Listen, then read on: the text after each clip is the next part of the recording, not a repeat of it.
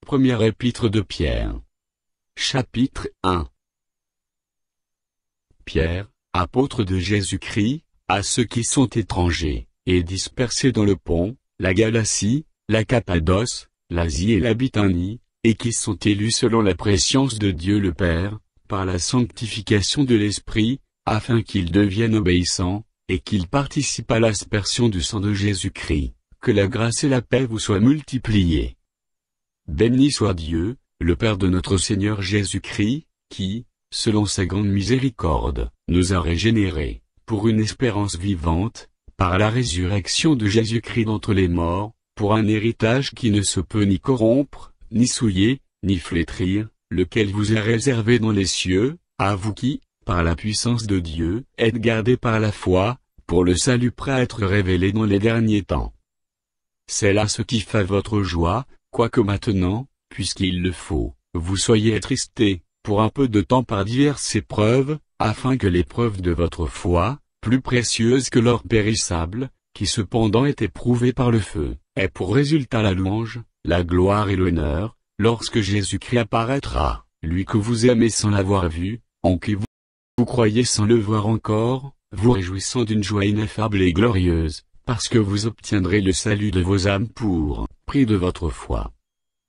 Les prophètes, qui ont prophétisé touchant la grâce, qui vous était réservée, ont fait de ce salut l'objet de leurs recherches, et de leurs investigations, voulant sonder l'époque, et les circonstances marquées par l'Esprit de Christ qui était en eux, et qui attestait d'avance les souffrances de Christ, et la gloire dont elles seraient suivies. Il leur fut révélé que ce n'était pas pour eux-mêmes, mais pour vous, qu'ils étaient les dispensateurs de ces choses, que vous ont annoncé maintenant ceux qui vous ont prêché l'Évangile, par le Saint-Esprit envoyé du ciel, et dans laquelle les anges désirent plonger leur regard. C'est pourquoi, saignez les reins de votre entendement, soyez sobres et ayez une entière espérance dans la grâce, qui vous sera apportée, lorsque Jésus-Christ apparaîtra. Comme des enfants obéissants, ne vous conformez pas aux convoitises, que vous aviez autrefois, quand vous étiez dans l'ignorance. Mais, puisque celui qui vous a appelé saint, vous aussi soyez saints dans toute votre conduite, selon qu'il est écrit, vous serez saints, car je suis saint.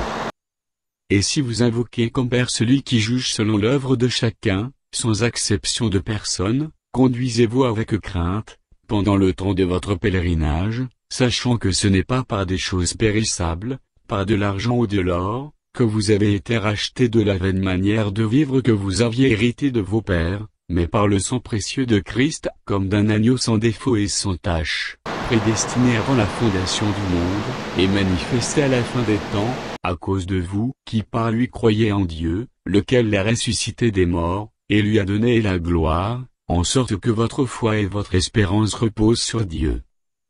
Ayant purifié vos âmes, en obéissant à la vérité, pour avoir un amour fraternel sincère, aimez-vous ardemment les uns les autres, de tout votre cœur, puisque vous avez été régénérés, non par une semence corruptible, mais par une semence incorruptible, par la parole vivante et permanente de Dieu. Car toute chair est comme l'herbe, et toute sa gloire comme la fleur de l'herbe. L'herbe sèche, et la fleur tombe, mais la parole du Seigneur demeure éternellement. Et cette parole est celle qui vous a été annoncée par l'Évangile.